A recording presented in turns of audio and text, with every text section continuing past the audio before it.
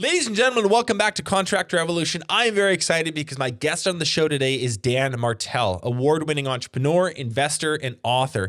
Dan has founded 5 separate tech companies and successfully exited from 3. He's also the guy behind SaaS Academy, a program that teaches tech founders how to scale their businesses and stage an exit. You've probably seen some of their clips, some of their content on LinkedIn or YouTube. They do a great job with their brand. And you might be wondering, what is a tech guy doing on Contractor Evolution? I'll tell you. Since his new book, Buyback Your Time, was released last year, I've had at least 10 separate Breakthrough Academy members ask me to have him on. And when I read it, I understood why. Because Buyback Your Time is an antidote to the time-sucking and stress-inducing nature of entrepreneurship. Through beautiful diagrams, personal stories, and sage wisdom, it offers a pragmatic and deeply intuitive path to avoid building a business you grow to hate. And that's a scenario many entrepreneurs sadly find themselves in. Dan's personal life story is a wild one, and we start the conversation there, so I don't want to spoil it. But the meat of the interview is focused on the core framework from his book called the Buyback Principle. If you're watching on YouTube, you'll notice we're out of our typical studio for this one. Dan was gracious enough to let me interview him in his studio in Kelowna, where we both live. This was an absolute banger episode, guys. I really hope you enjoy it. Oh, and buy the book. It's linked in the description. You're watching Contractor Evolution, where we unpack the systems, tactics, and skills you need to take your fast-growing contracting business to the next level. You're here to learn what it takes to scale up, work less, and increase profitability. You've come to the right place.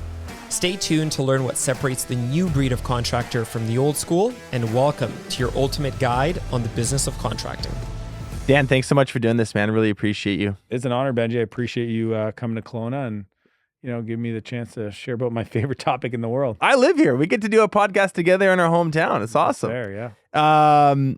The opening chapter of the book is quite graphic. There's a car chase. There's a gun. It's pretty gripping. Do you want to maybe just tell for our listeners who aren't familiar with your story, your less than linear, not so traditional path to success? Yeah, I mean, it's a great question, Benji. I mean, what's interesting about that story specifically when I open it up in the book is I didn't share that with anybody for about 15 years. There was a lot of shame, concern. Obviously, my family is still alive, and I didn't really want to kind of air their dirty laundry. But I grew up in a really challenging environment where, I'm the second oldest of 4. My mom was an alcoholic. My dad was in sales, so he traveled a lot. So I had a lot of time on my hands. We grew up in the woods, and I got diagnosed with ADHD when I was 11, and pretty much from that point on, I always believed there was something wrong with me, that my brain was broken.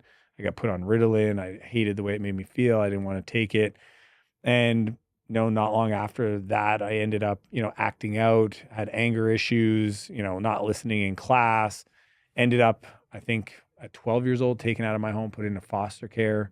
So like my life was, chaotic to say the least, and just got to a place where eventually I ended up getting introduced to drugs, and then my whole life kind of spiraled out of control. I ended up in prison the first time when I was 15, got out, said I was going to change my life. I lasted less than 24 hours. I mean, literally back with the same group of friends. And then eventually things just got crazier and crazier until eventually one point my brother calls me and tells me, "Don't come home. The cops are waiting for you." So I decided to essentially go on the run. I ended up stealing a car. I was drunk and I was high, and decided I'm going to head to Montreal. And I was on the highway, and I took an exit to get some gas, and there was a routine roadblock, and the police were just checking driver's license and insurance, and I ended up gunning it. Just took off. Yeah. And ended up in a high-speed chase. And next to me, I had a handgun in a backpack, because I said to myself, if the cops stopped me, I was gonna pull the gun. And I ended up, racing through a neighborhood and saw an open garage door and pulled into the driveway with way too much speed and ended up crashing in the side of the house. And in that moment, I went for the gun. And it's crazy recounting that, because I just remembered this is it. I'm done. Pull the gun, point at the cops, And this is a scene straight out of Cops. yeah, but I mean, I don't think it happens every day, but like, there's a lot of crazy stuff that goes on in our world that most people don't see. Mm-hmm. And what's gnarly, and the reason I share this story today is for 15 years, I never told a soul. Really? That's what's crazy. That's what this was private until quite recently? It was private till about a decade ago. I was ashamed of it. I didn't talk about it. Long story short, I got out, ended up getting sentenced to prison, adult prison, spent 6 months in the worst freaking situation ever. Where? It's called St. John Regional Correctional Center. So they had 2 juvenile cell blocks that they set up, but it was an adult prison structure, jail cells, that whole thing. Ended up, having an intervention with a guard, this guy named Brian, who sat me down and essentially said, "You don't belong here." He saw something in you. He saw something in me that I didn't even believe existed. I mean, I felt like there's like feeling not good about yourself, and then there's feeling like you don't deserve to take space in society. Yeah. That's kind of where I was at. And luckily he pulled me aside and he shared those words, and it cracked me wide open. It kind of planted a seed of just potential of anything. Like I just was like, if Brian believes this, then there's got to be a bigger reason. And ended up getting out, doing 11 months in a rehab center.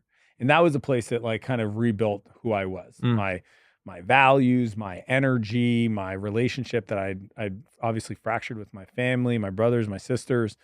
And it was hard. There was moments where I remember one time I ran away for sure, but there was this like very like crazy situation where one of the other residents, and I was the older member, I'd been there for probably 7, 8, 9 months at the time, and they pushed a button and I almost threw the whole thing away. Like, call the sheriffs, pick me up, I'm going back, I don't want to deal with this. And luckily, some great people kind of walked me off the ledge. But yeah, it wasn't a guaranteed outcome. Did you more or less find your way, get traction, however you want to frame it, after that 11-month rehab stint? Like, was it a straight and up and to the right graph after that? No, I mean, I'm an open book, right? I understand there's a narrative that makes sense for a great story. Yeah, totally. Yeah, they're like, you need readers. When did it happen? Yeah. It's like, look, at the end of that, I did discover programming, okay, which was crazy. So I'm helping Rick, the maintenance guy, clean out one of the cabins. Been there for 11 months, never touched a computer in my life. Walk into one of the rooms, and there was this old 486 computer and a yellow book on Java programming. Like, that makes no sense to me. Yeah, it's a little to call it fantastical. Like, it's right. Just like, you don't think it's a coincidence? I think God has been looking out for me my whole life, so I believe in that. It was like backlit, and like it was like, oh, yeah. You just like went and read it, and even like it was as if David. I still remember I like read this book and followed, chapter 1, and it just, the computer said "Hello World." Yeah, and that something spoke to me about that, and I just leaned into it. There was no big reason to it. Some people just forget the first time they ever did the thing that became the thing, but I don't, because it was like, I came out and told my dad, and he's like, "What?" And I'm like, "Yeah, I really want to do computer programming." He's like, "Okay." Like, obviously your son's into that. I was into plants, as you can imagine why. So it was like botany or computers. He's like, "Well, you can have a garden as a hobby. I think you should really lean into this computer thing." This is 1997. So I get out and discovered this small little thing called the internet. Mm-hmm. And really the rest of history. I mean, I've built and exited 3 software companies. I've invested in over 100 plus. Today, I buy software companies, like full. Think about the botany that the world is missing that we could have had. Well, you've been around the office. The plant game isn't as strong as it will be, but trust me, when my studio office we're building out here, the houseplant market apparently is booming. That might be something to look into. We're going to be my rule for my D2C ecom for houseplants. I want to be obnoxious with the amount of plants we have in here. Okay, so like, we can chalk this up to maybe like a rough around the edges childhood and teenage years and whatever. And have you thought about like some of the things from that part of the story that you're really like, what are facets of it that you're really grateful for, where you're like, hey, I'm really good at business or life because of this thing that I learned from this maybe atypical upbringing? And then maybe what are some other patterns that you sort of you've had to unlearn? So this is a great question. My drive, intensity, obsession, self-awareness of knowing that I can handle anything. The don't give a crap about what other people think of me, and a bunch of other characteristics is exactly why I'm successful in business. Now, with all the character aspects that are positive in regards to a business context, in the wrong context, they turn into a real challenge. Okay. So being driven is great. Learning how to turn it off is required. Did not have that gear. Did not. So like all the success I had in business, it still took me a while. It took me 7 years. I had 2 failed companies before I ever made money. Like people don't get it. I just started young. I'm 17. I get out. I'm sober. Boom. I get into business, failed company, try again, failed again, kept at it. My dad was like, maybe you should get a normal job. I'm like, no way. 0. I'm unemployable. I refuse to do it. I would rather be homeless. Like, this is how crazy. Again, I had nothing to lose. It was the biggest gift I ever got was the fact that nobody expected Dan Martell to do anything with his life. Do you know how friggin' freeing that is? Totally. Dude, I meet kids. I was hiking with a kid this morning. He's 17. He's like, I'm going to build $100 million a year company by the time I'm 30. I'm like, dude, do you know how much pressure that is? Like, do you know what I was doing at 17? Yeah. I wasn't hiking with a bunch of entrepreneurs. Like, dude, chill out a little bit, relax. Anyways, it was all that stuff, but then I had to unlearn, I had to work on it. So I believe that every person, as they go through life, they pick up trauma, they pick up chaos, they pick up challenges. And to the degree that you work through those things, called personal development, you will unlock new levels of opportunity and growth. So I finally had business success at 24. But that did not mean I had life success. At 27, I was engaged. My fiance left me. Okay. And that was really a big wake up call for the book. But I had every other character defect. When people meet me today, I wish I could have recorded my whole life so they could literally see how insecure I was, how angry I was. Yeah, maybe I was sober, but a lot of people get sober and they're called dry drunk. You know this. Okay. Yeah. And I was that. I didn't know any other way. Like, I just had a way of being. So I had over the years to work through that. So all the positives came from it. That's why I have no regrets, but I definitely see, even Benji, this year, Dan Martell sitting here is not the same Dan Martell from a year ago. I'm just not. I literally wake up with intention every day to try to be better. So I can see my thoughts and my ideas. And when people say that, they're like, but you're the same person. Think of it this way. Take the best parts of you and amplify them, and take the worst parts of you and remove them. Right? So the bad habits, the little mindset things, all those things over the years, what happens is as you get older, if you've done this long enough, like I've been doing it, like they're not as dramatic, but trust me, like when I finally found business success and that afforded me the resources to hire coaches and go to seminars and read books, I went in, I'm all in. But yeah, there was a lot of things that it gave me and a lot of things that it required me to overcome. There'll be a lot of our listeners who also maybe have a checkered past, let's say, and they're dealing, like what you just said, I'm dealing with anger, I'm dealing with some diagnosed or undiagnosed ADHD, I'm dealing with some shame, I'm sober now, but I've got this whole thing. Like, what did you find useful in the journey to how do you process through that, put it into a healthy place so that you can get back to being the person that you're destined to be? Because I think a lot of our listeners have either done that or they're in the midst of it. Yeah. I mean, there's so many different parts to it. I will tell you the simplest thing that I do today that anybody, no matter where they're at, can implement into their life is the idea of reflecting on their previous day. Like if you just wake up today, Benji, and you go, what aspect of yesterday, if I think through the day, that I wasn't happy I did? You know, maybe you go like, oh, well, I knew I shouldn't have had that dessert and I had that dessert. Cool. Today, don't eat dessert. Yeah. Right? Or, you know what? I screamed at one of our suppliers. You know what? Today, don't scream at a supplier. Yeah. Or I dragged my feet on making a decision. I should have made that decision. Today, make the decision. It sounds so simple, but you get 365 shots on goal to be better. Every year, and it compounds. So over time, if you go from somebody who's passive about life and now they're more active about life, somebody that avoids conflict and now you're more direct, like you just keep figuring out who do you need to become to achieve that next level. And that at the end of the day, what I've learned about personal development is the world doesn't get easier. Benji, this is the biggest, like, I hope everybody can just hear this. Who you are today, if you have more success, is because you have grown into this person to deal with challenges. The challenges are still there. They just don't put you on tilt. Like I used to get put on tilt for the dumbest reasons, dude. Somebody didn't reply to an email fast enough. That bothered you. Holy moly. I couldn't sleep at night. Why didn't they reply? Are they mad at me? Like the amount of, I always say worry is a wasted use of your imagination. The amount of creative things that I made up in my mind that I worried about, that now I wish I could like allow people in my brain. I don't worry about anything, Benji. I just assume it's happening exactly the way it's supposed to happen, this exact same pace. And I can wake up and I love that thought and I get to choose it. So I choose to focus on so many different things about life, about opportunity, about gratitude. I mean, here's another one. You didn't ask, but I think it's one of the most powerful ideas in the world. Okay. I believe that if we're not grateful for the things we have, we will not be given more things to be grateful for. Simple concept. So I always tell people, if you meet my kids, you can test them. You can ask them about the gratitude list. Everybody should make a list of things they're grateful for. And I'm talking about the simplest thing. There might've been in my life, there was a point where I was in prison. I am free today. I'm going to write that down almost every time.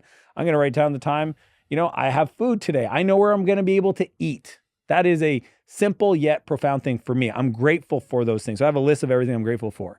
Then I always tell people, make a list of the things that they want. Their want list, their desires. Here's what I've learned about life.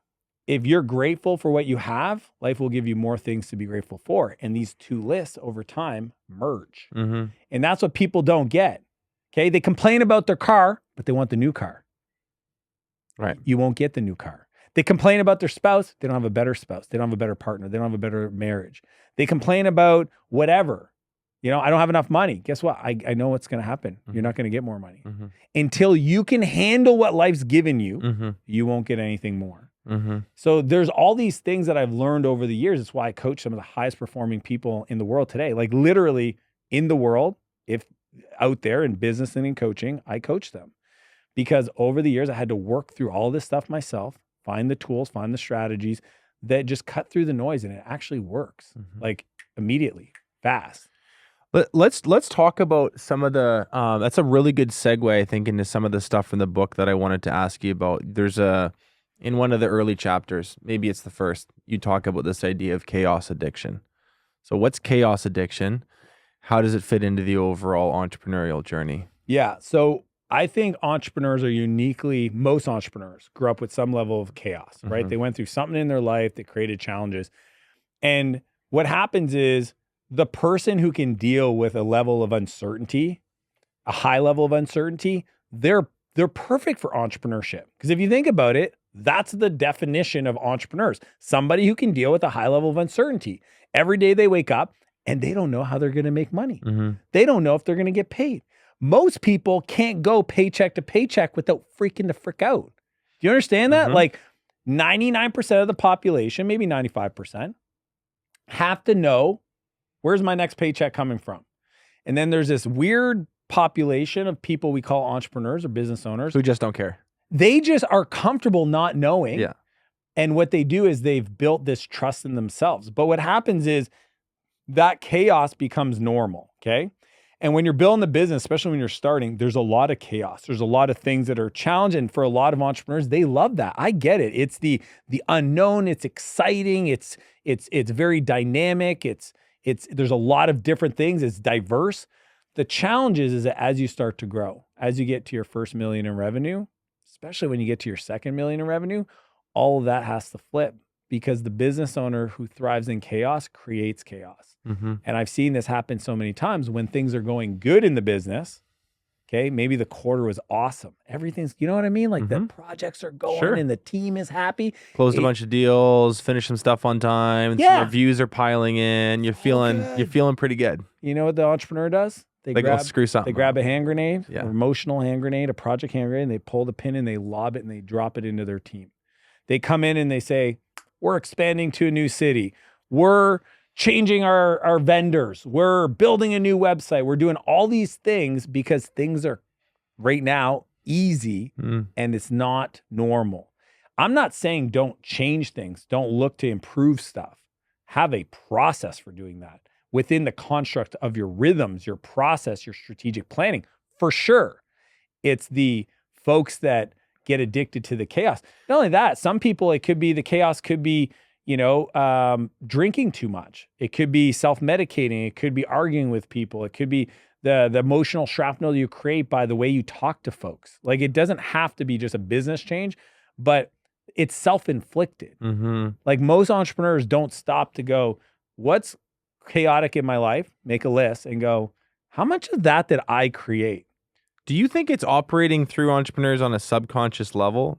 Like, you use the word chaos addiction. Is it the same as drug addiction, or like depending on your philosophy towards it, where it's like, this is actually like this addiction for chaos almost has its own agency and sort of operates through me. I'm not even aware that I'm dropping these hand grenades, but I clearly am. Yeah, I don't know if it's an addiction. I think it's a default state that feels normal, right? And right.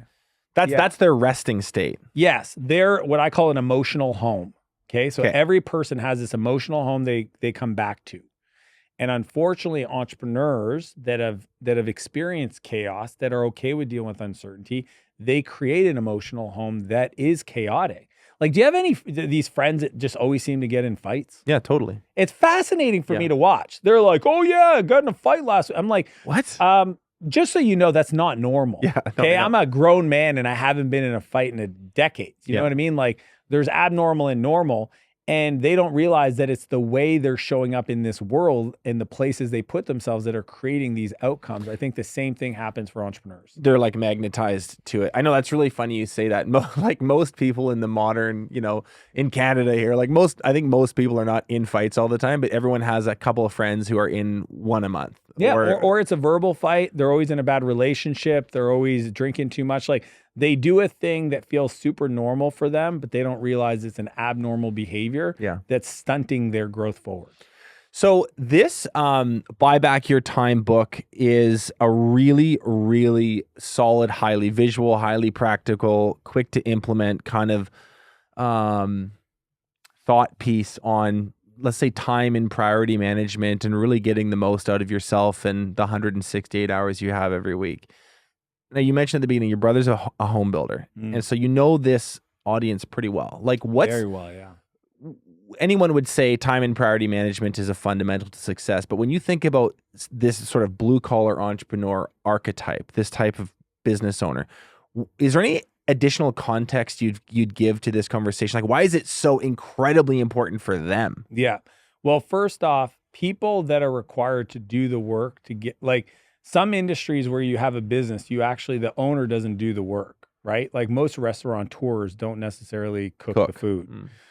What's unique about a home builder, from my understanding, and I have several friends in Kelowna, they're home builders, my brother's a home builder, I know a lot of them, I've known some of the biggest ones in Canada, is that when they start off, they're the ones that are on site. They're the ones maybe my brother framed the houses when he first started, right? That's pretty typical. Yeah, he was framing the houses. He was doing a lot of the drywall stuff, and he was helping out. And so he's very hands-on. He's doing the work. The challenge is, if you actually look at what grows the business, it's not doing the work. What grows the business is talking to a customer. It's making sure you've got a great supplier lined up for products. You have your trades lined up. You're focusing on procuring land or working with real estate agents to make sure that there's land available for new customer projects. You're figuring out, how do you help a customer get rid of a home so that they could buy your new home and make a decision. Like, there's all these other things that have nothing to do with actually like building of the home. And that's unique. And I think what happens is, people in the trades industry, and this is really for like local home services, even, lawn care, et cetera, they've grown up with mental beliefs around money, around time. You think so? Oh, dude, all of them. If you want it done right, do it yourself. There's just so many. It's like, even the belief of like, if you're the owner, you should do this, right? Last one to leave. All these things, like, I would just ask people to audit themselves. Like, what are some money beliefs that you were taught as a child that even you've caught yourself doing, right? Or even just investing in their time. Most business owners, and definitely people that are in trades, don't value their time Mm-hmm. because the last time they were paid to swing a hammer, they were paid $26 or $42 as a plumber or whatever it is. So they think that's what their time's worth. Yeah. So they would never pay somebody else $28 to do something because that's a lot of money when they could just do it themselves and save $28. They don't look at their time through that lens of like, no, there's the enterprise value of what you creating this business engine is worth, not the individual cost, right?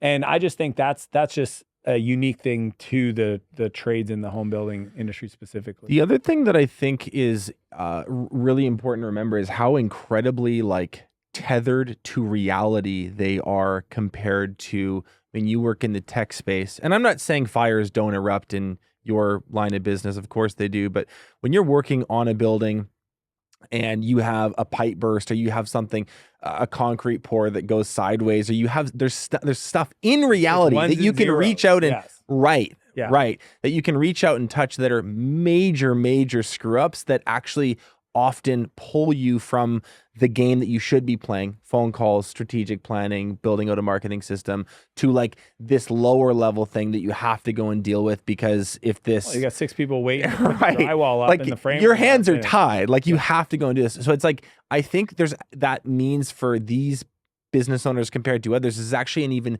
more pronounced need for rigorous, like systematic approach to time management, defending those calendar blocks so that you can do the really important stuff, being able to run out and put out a fire when you need to, but then knowing, hey, this is the thing that I need to reschedule because I've been veered off course and I got to do it. So this is a long-winded way of saying, I think for builders, plumbers, for someone that owns a landscaping business, someone that owns a roofing business, it's like especially important. Yep. So, and I think that's why a lot of people ask me to track you down and do this interview because like you got to get this Dan Martell guy on. We love Buyback Your Time. So tell us about the Buyback Principle and tell us about the Buyback Loop. Yeah. So the Buyback Principle states this, and this is where people are going to get a little, once they hear it, I'm like, suspend disbelief for a second.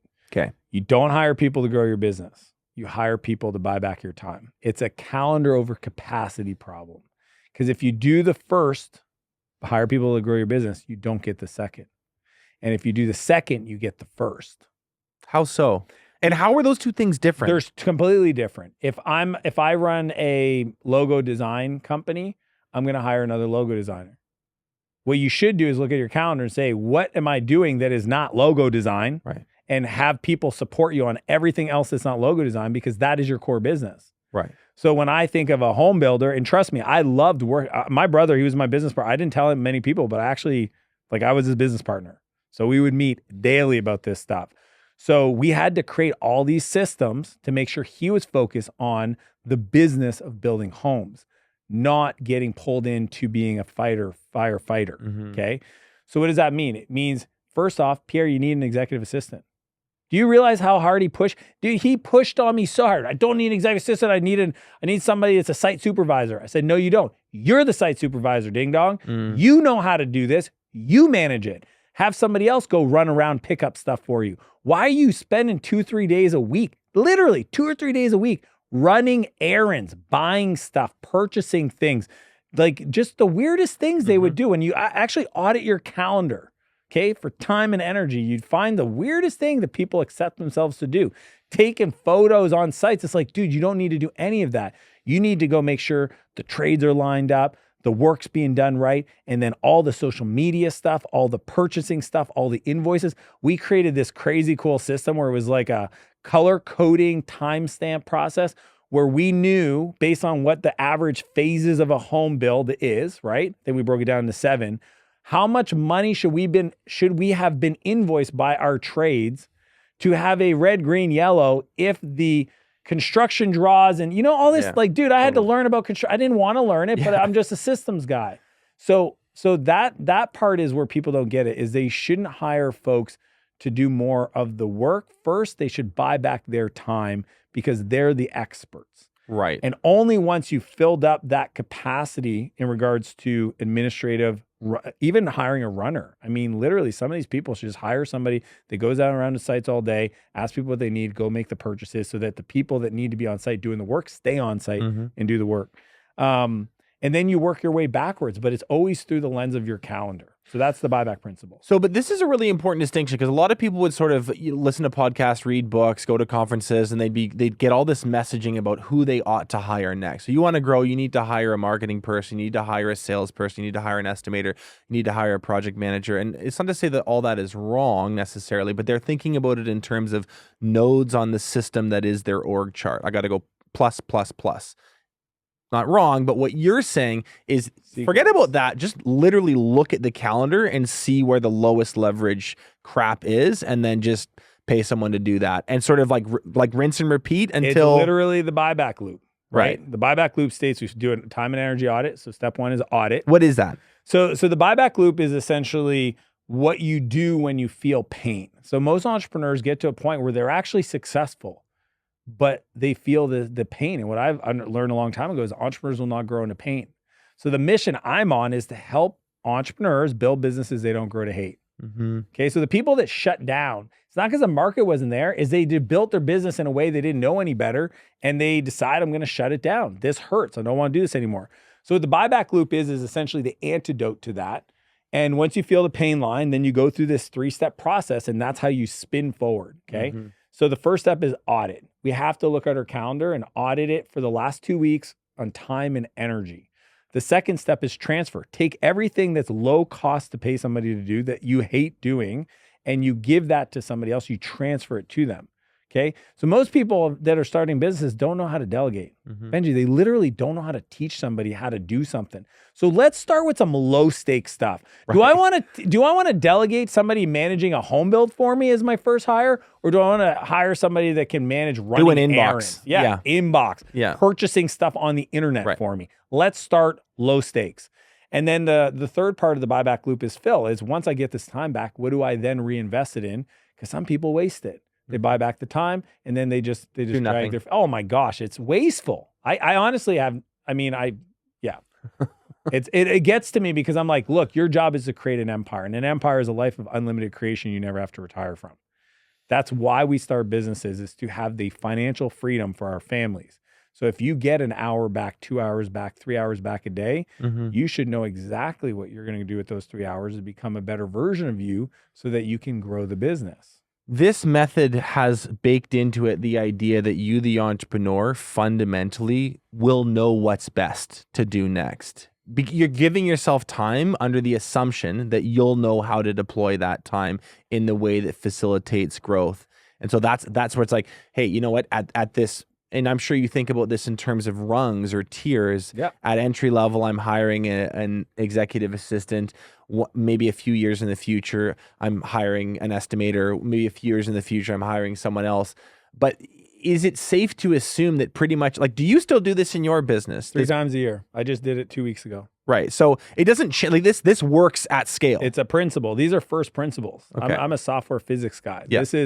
This is a methodology that you can follow. It's how I've scaled all my companies. That's why I wrote this book. I wrote the book to buy back my time, because people will come to me and keep asking you. They go, how do you do all this? Like, literally. And I get it, because if you've never seen it, it looks crazy. Like a lot. Dude, I did 13 podcasts, ran an Ironman, went to an NBA game, ran a 2-day event. I mean, the stuff I've done, and that was in a 4-day period. Who was the NBA game? Phoenix against whoever. I'm not even a basketball guy, but Trailblazers.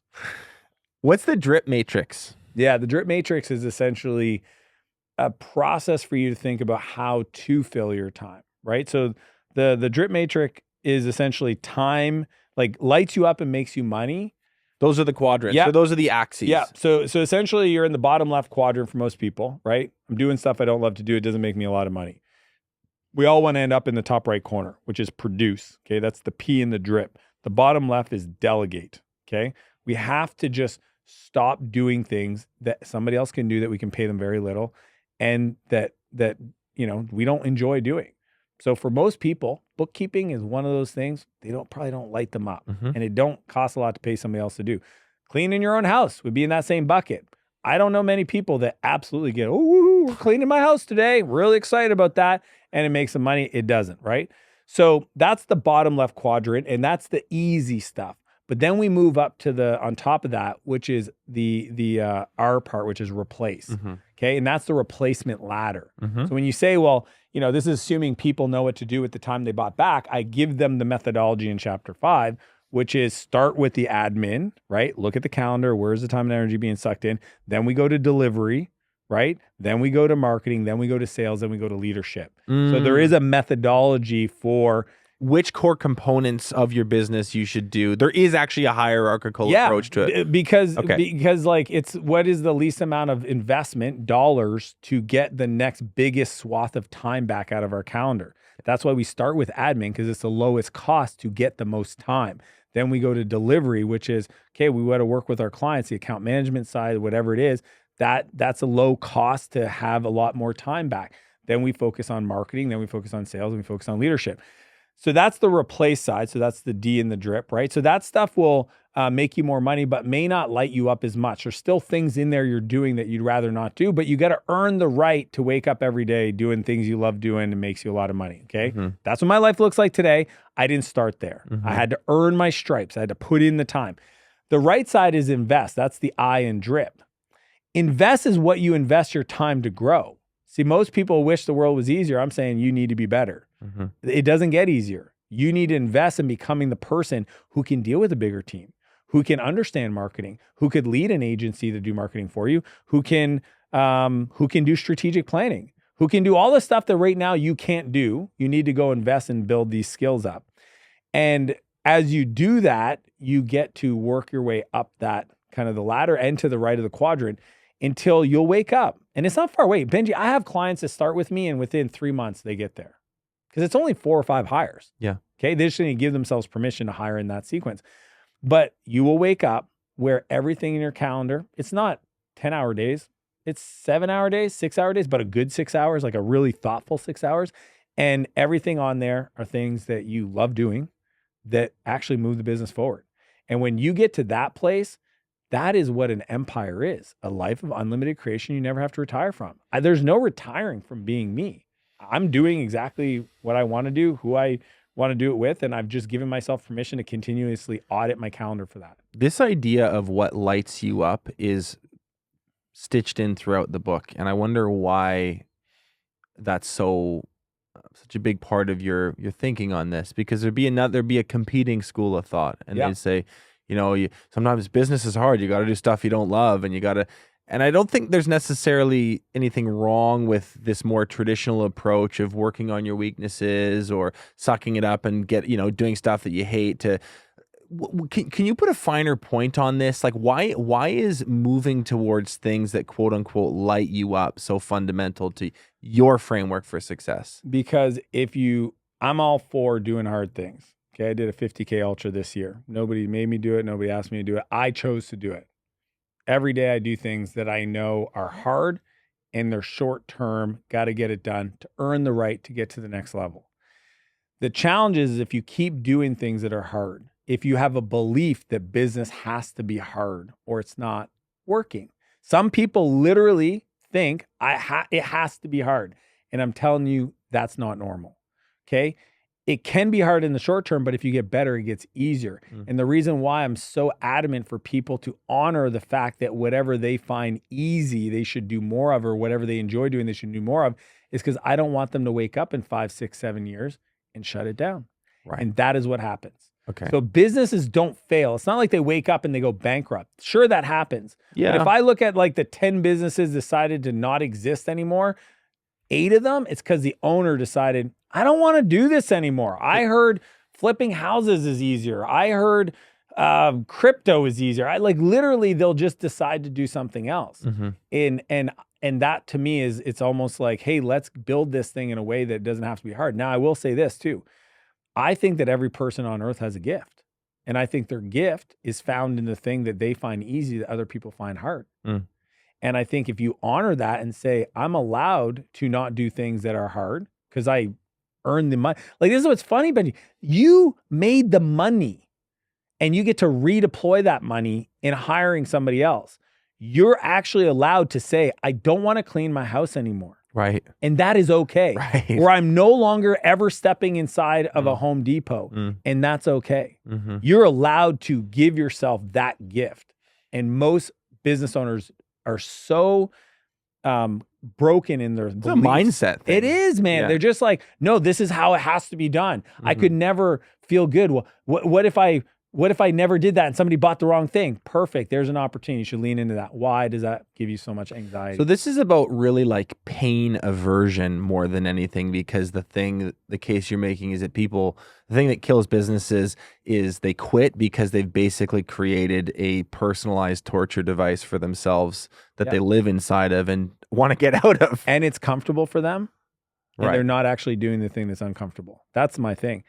A lot of people will keep doing things that they hate doing, but it's not scary. Interesting. Yes. My philosophy is, tell me what makes you anxious. Lean into that.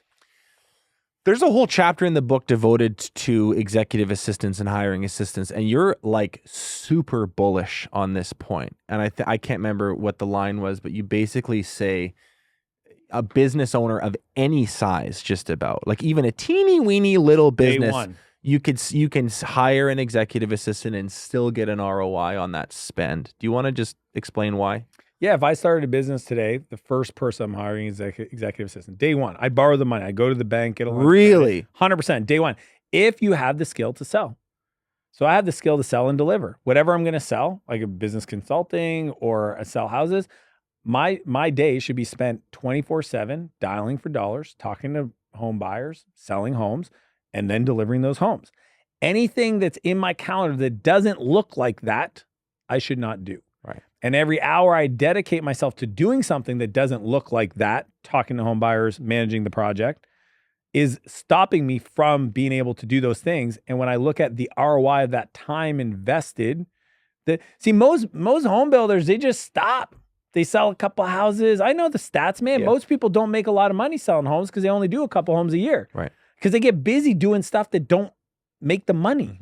Okay, so why can't you get an executive assistant? Because you're actually scared if you get your time back, you have to lean into the things that make you uncomfortable. Interesting. Do more sales, learn how to manage more projects, have more business. What do you think is have you thought about the profile of a good assistant? Is there advice you could give someone around what you're looking for in terms of core competencies, skill sets? What kind of weaknesses might they have too? Like, I don't know if you use DISC or you use I do widget or you everything. use whatever. Yeah.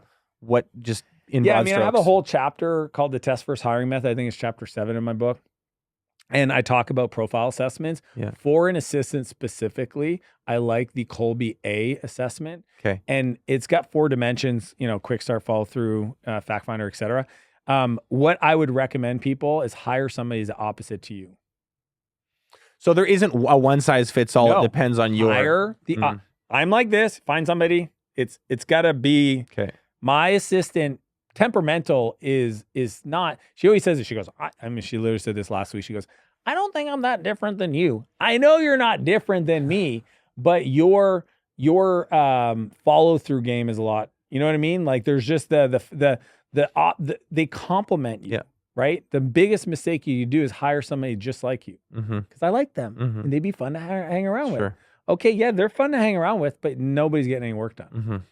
So you're looking for another piece of your puzzle, and there The opposite. yeah. If you're okay. young, hire somebody old.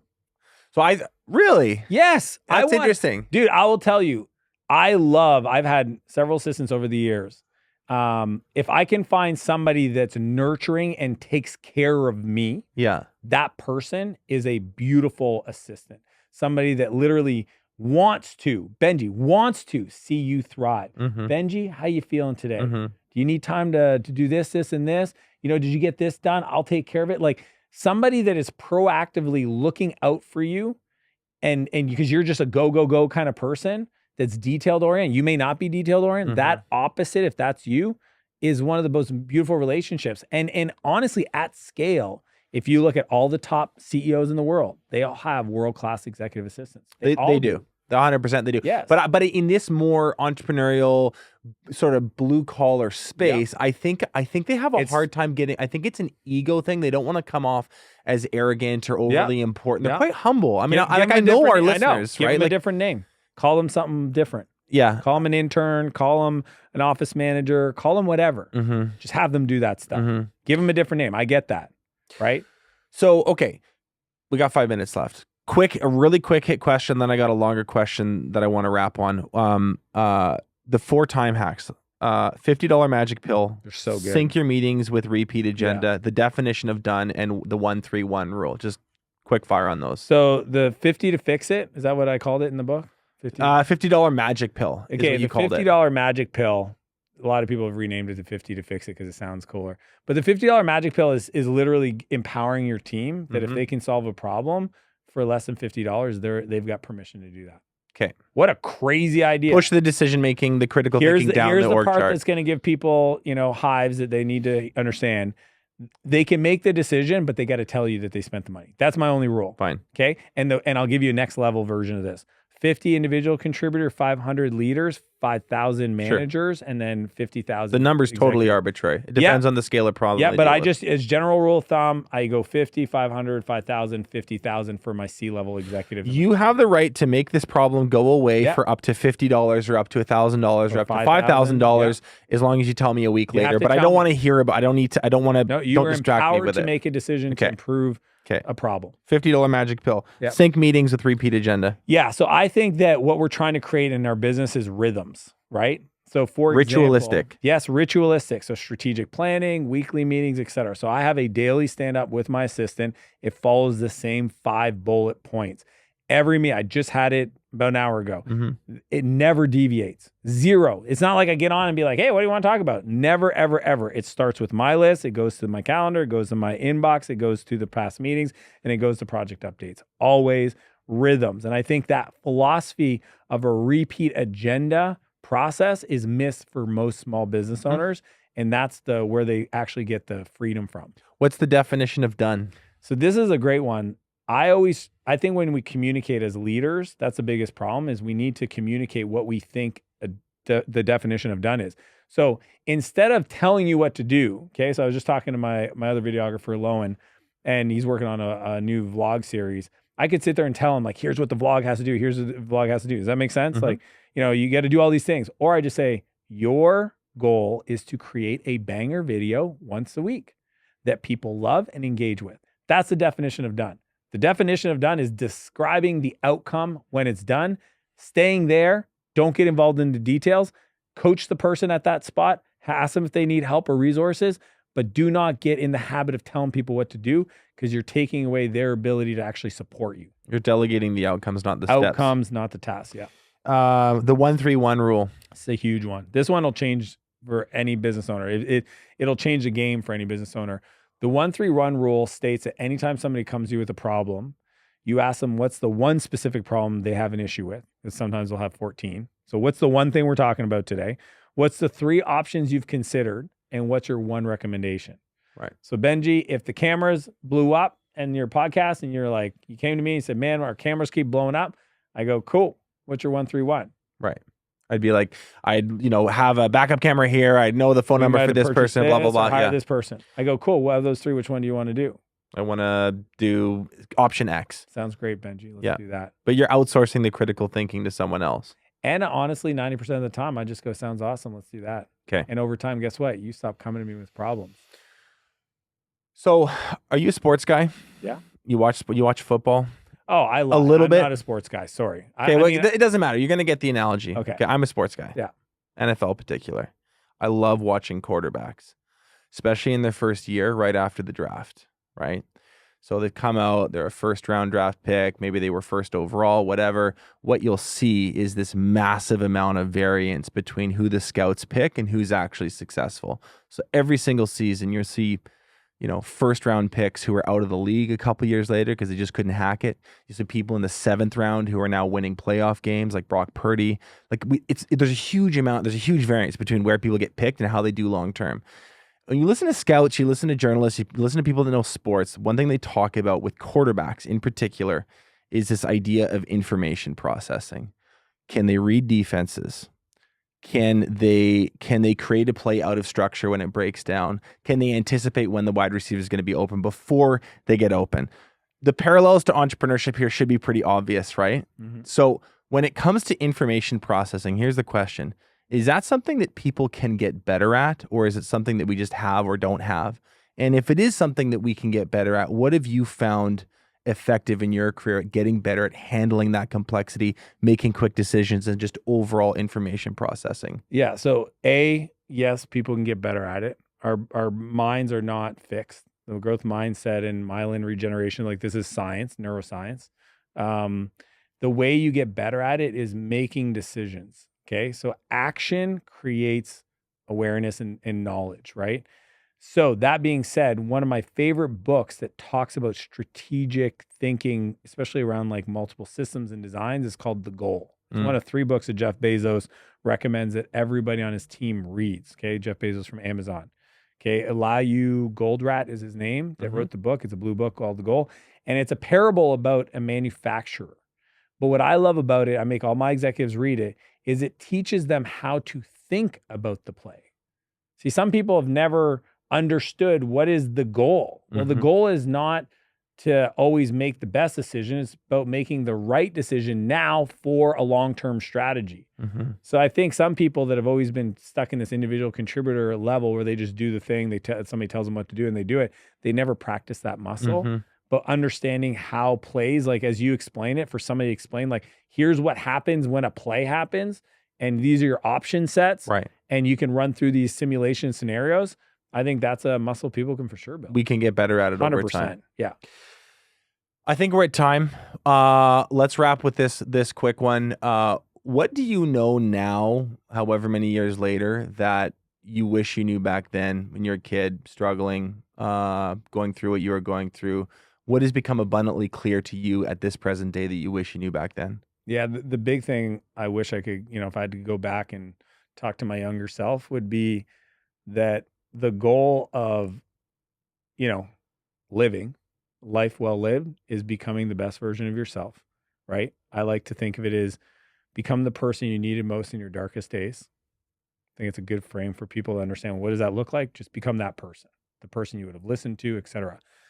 And then share that person with the world. And if your world are your kids or your community or your team or the internet through social media, I really think that the moment that I understood this, that my job was to wake up every day to become the best version of me and share that person with the world, that all of a sudden everything else became fun because it was supporting that.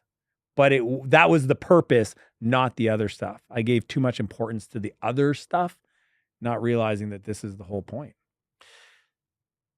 Amazing wisdom. Thank you for your time, Dan. It's an honor, Benji. Thanks for having me. Thanks so much for watching this episode of Contractor Evolution. If you've already subscribed to our channel, consider sharing this episode with another contractor who you think needs to hear it.